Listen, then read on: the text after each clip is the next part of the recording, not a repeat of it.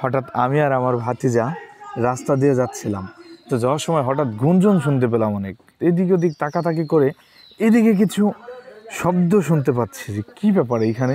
এখন দেখি ভাই ওনাদের মাথায় কি ওইগুলো আপনারা দেখতে পাচ্ছেন? একজনের মাথায় ওই টোপন না কি ওইগুলা, আমার কাছে মনে হচ্ছে যে এইগুলা এলিয়েন। এই এলিয়েনগুলা কোথা থেকে আসলো? তো আমরা ওইখানে কথা বলা যাবে না, এটা কোন গ্রহের মানুষ সেটা কিন্তু আমি জানি না। তো যার জন্য হচ্ছে আমি চুপি চুপি কিন্তু এখান দিয়ে যাচ্ছি। হ্যাঁ হ্যাঁ, এটা কি আসলে এলিয়েন নাকি মানুষ? ভাই ভাই একটু কথা বলা যাবে আপনার সাথে? জি ভাইয়া, বলা যাবে। এই যে এইখানে যে এইগুলো দেখতে পাচ্ছি, এটা কি এলিয়েন না মানুষ? এগুলো মানুষ ভাইয়া, এগুলো যাত্রার রিহার্সেল করতেছে। ও মাই গড, এরা আবার কেমন যাত্রা বলা হয়? মাথায় কি ওগুলো ভাই? এগুলো ফানি যাত্রা, ঠিক আছে? এগুলো হচ্ছে সেই রাজদরবারের রাজ। একটু আগায় যায়, আমার কিন্তু ভয় লাগতেছে, আমি ভয়ে যাচ্ছি।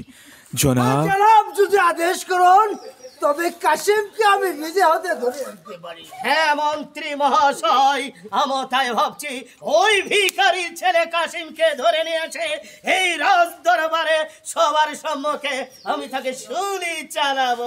তাই হবে জনাব। কে আছিস?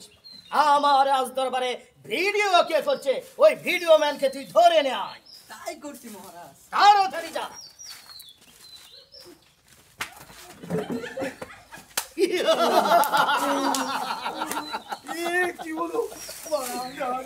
যুবক, তুমি কি জানো আমার এই রাজ দরবারে কোনো ভিডিও চলবে না? তোমার এত বড় সাহস! তুমি এই আমাদেরকে পুনা হয়ে আমার রাজ দরবারে তুমি ভিডিও করছো, এর পরিণাম কি হতে পারে তুমি জানো? জনাব আদেশ করুন। এই মুহূর্তে তুমি ছুরি ছাড়াও। কি হয়েছে? এর সাহস বেড়ে গেছে, তাই এই মুহূর্তে আপনি নিজ হাতে ছুরি চালান। তাই হবে জনাব। আমার ভুল হয়েছে, আমি আর ভিডিও করবো না, আমি চলে যাচ্ছি। আমার ভুল হয়েছে, আমি চলে যাও যাচ্ছি। যুবক, এবার আমার ভুল হয়েছে, আমি এলাকা ছেড়ে চলে যাবো এখন।